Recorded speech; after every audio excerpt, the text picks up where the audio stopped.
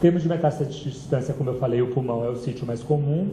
A gente tem que lembrar que o CT é melhor para micronódulos do que o PET. Então, às vezes, você vai ver nódulos ACT que podem representar metástase mesmo sem captação de FDG. E em linfonodos com mais de 10 milímetros, aí sim o PET pode ajudar a aumentar a especificidade do achado da tomografia. Então, de novo, existem vários trabalhos mostrando a superioridade do PET em relação ao CT para detectar metástases à distância. Isso leva à mudança de conduta e tem importância prognóstica, né? A sobrevida global tende a ser maior nos pacientes que não têm metástase de distância ao PET. Então, não dá para falar de todos os trabalhos, vou falar aqui do mais que eu achei mais importante, em que ele comparou o estadiamento convencional com CT e ressonância cervical e CT de tórax e o PET. E aí, o TNM, o estadiamento TNM, baseado nessas duas formas de estadiar, foi discordante em 43% das vezes, quer dizer, é bastante. Quando havia discordância, o PET tende a ter uma acurácia melhor do que o CT, por conta da sua sensibilidade e principalmente do seu valor preditivo negativo maior. Ele leva uma mudança de conduta em 14% dos pacientes, seja por detectar metástase à distância que não tinha sido vista, seja por alterar o estadiamento N num percentual um pouco menor. E é sempre importante a gente avaliar o risco de metástase pré-teste. Então, como eu tinha falado, você detecta um nódulo pulmonar FDG positivo num paciente com câncer T1N0, como a chance de metástase dele é muito pequena, é mais provável que essa lesão no pulmão seja uma segunda neoplasia ou um processo infeccioso do que realmente uma metástase. E isso muda bastante o tratamento desse paciente, né? De novo, a gente leva aquele critério de captação semelhante ao primário e o fato de que é incomum ter metástase em paciente que tem N0. Então, esse é um exemplo, né, de um paciente com CA de nasofaringe que frequentemente dá metástase, né? Quer dizer, não frequentemente, mas mais frequentemente do que os outros tipos, que tinha múltiplas lesões, metástases cervicais, né? E além disso, tinha metástases pulmonares, hepáticas e ósseas, né? Então, aqui e aqui no fígado também. Uma coisa interessante desse grupo de pacientes é que eles podem ter uma segunda neoplasia primária. Isso é especialmente verdade no grupo de pacientes que são HPV negativo, ou seja, aqueles etilistas e tabagistas, porque o tabagismo e o etilismo também é um fator de risco para neoplasias em outros locais do trato aerodigestivo e no pulmão. Então, essa frequência de segunda neoplasia primária está estimada em cerca de 10% dos pacientes. Quer dizer, 10% dos pacientes que têm uma neoplasia de cabeça e pescoço pode ter outro local com uma segunda neoplasia primária. O PET, por exemplo, nesse artigo aqui, detectou isso em 6% dos pacientes, enquanto que a panendoscopia em 4,5%. Essa panendoscopia é aquela feita no centro cirúrgico, com anestesia geral, que o paciente então faz a endoscopia digestiva alta, laringoscopia seguida de broncoscopia, quer dizer, é um procedimento invasivo, né, e complexo. Então, esses autores mostraram que a sensibilidade do PET para achar essa segunda neoplasia foi mais alta do que a da panendoscopia, e a gente só precisa se preocupar com o valor preditivo positivo, que é relativamente baixo em função dos falsos positivos por inflamação e hiperplasia linfóide. Então, esse é um exemplo lá do Sírio, né? Era um paciente que tinha uma neoplasia conhecida aqui na orofaringe, e aí, quando ele fez o PET para o estadiamento, ele tinha também uma lesão na corda vocal, então era um segundo primário também do trato aerodigestivo, e ele tinha um nódulo pulmonar que também era captante. E aí a gente usou aqueles critérios que eu falei, né? Era um pescoço negativo, ele não tinha metástase linfonodal, então era pouco provável que era menos provável que aquele nódulo pulmonar representasse uma metástase de uma doença ainda inicial.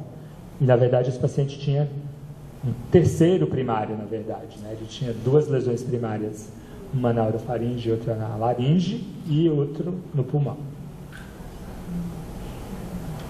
Bom, e a gente vive essa era da importância da custo-efetividade. Quer dizer, não basta o método demonstrar ser bom, né? Se o método diagnóstico ele faz mais diagnóstico, isso não é suficiente. E alguns trabalhos se preocuparam com isso, né? Com essa questão. E eles se preocuparam com isso porque, apesar de todas essas vantagens que eu falei aqui para vocês, o PET não tem sido rotineiramente usado no estadiamento dos pacientes com câncer de cabeça e pescoço.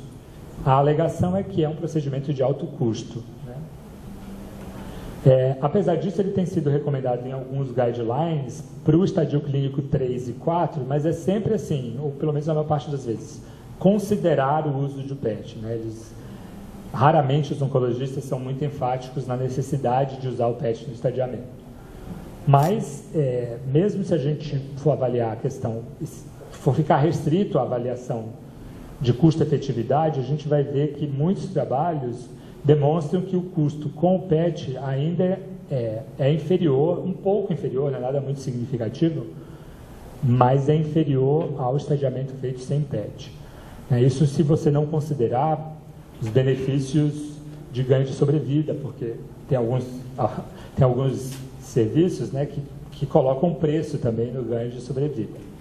Então, se você considerar o ganho de sobrevida, o método pode ser considerado até mais custo-efetivo que isso. Mas assim, aqui eu botei de uma forma didática, isso não é consenso, tem trabalhos também que mostram que incorporar o PET leva a aumento de custo.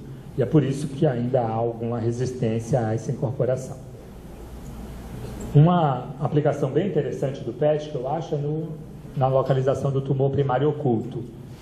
E o tumor primário oculto é aquele que não foi localizado pelos métodos convencionais de diagnóstico.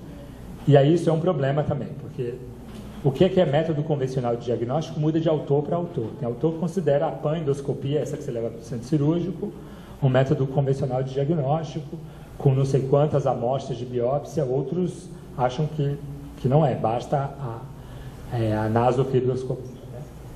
Então, isso é uma coisa que a gente tem que considerar também quando for comparar as taxas de detecção.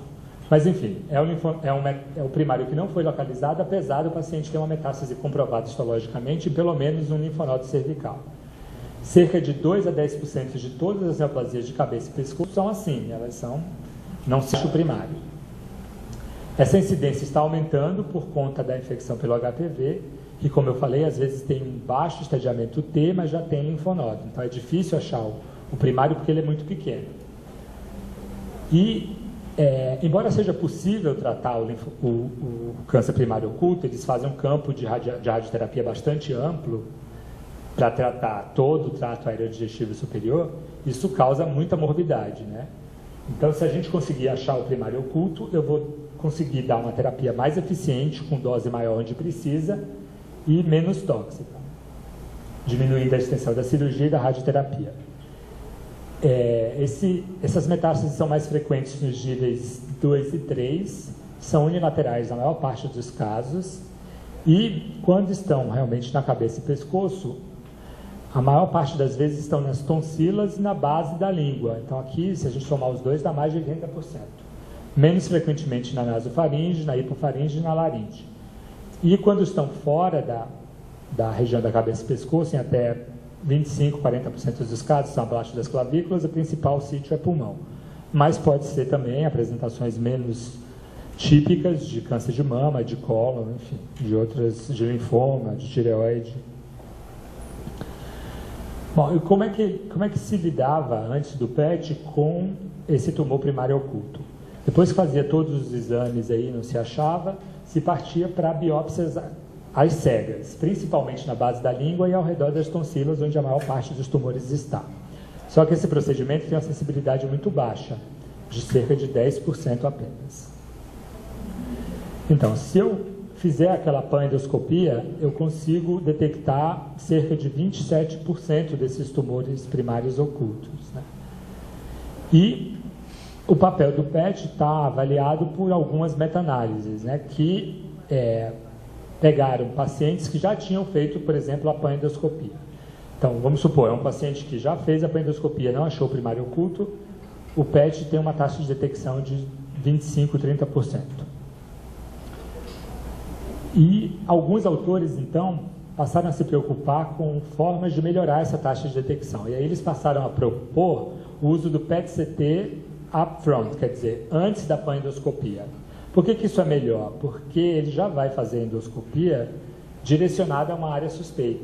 Então, eu faço o PET, por exemplo, detecto alguma área suspeita, mas eu não posso ser muito categórico porque tem muito falso positivo em função da inflamação. A panendoscopia com biópsia é direcionada para aquela área e aí eu tenho uma taxa de detecção um pouco maior.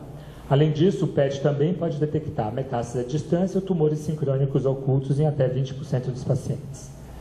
A gente tem que lembrar que existem falsos positivos por conta do tecido linfóide no anel de Waldeyer.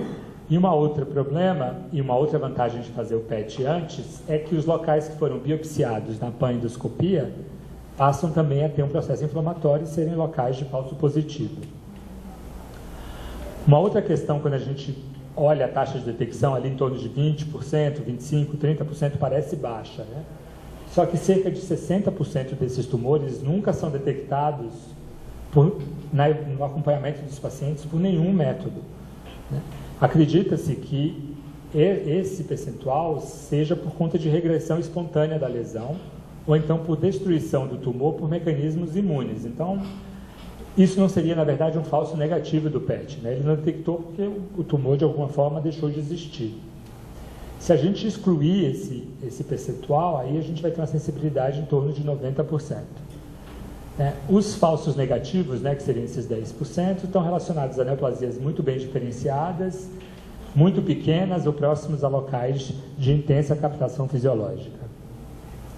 Então, aqui a gente tem um exemplo de um paciente que tinha uma metástase aqui no linfonodo cervical, que não tinha sido achado primário, e aí a gente viu aqui um discreto abaulamento do seio piriforme à direita, mas que tem um aumento muito significativo do SUV. E esse paciente, então, tinha o primário aí. Esse é um outro caso em que é uma assimetria mais discreta, a gente descreveu, mas temos receio que isso seja um falso positivo, né? Pode ser só um processo inflamatório, mas como não tinha nenhum outro achado, esse local passou a ser o mais suspeito. Nesse caso, era realmente o primário, mas já aconteceu da gente determinar uma área suspeita e não ser, né? Então, isso é uma situação que a gente vai ter que conviver mesmo. O PET também pode ajudar no planejamento da radioterapia, principalmente porque a cirurgia e a radioterapia são pilares do tratamento dessa neoplasia. A radioterapia curativa, né, busca a preservação funcional e poupar o paciente da cirurgia, mas para isso eu preciso determinar de forma acurada o que é realmente doença, né? Para que eu dê uma maior dose ao tumor e poupe os tecidos normais da radiação.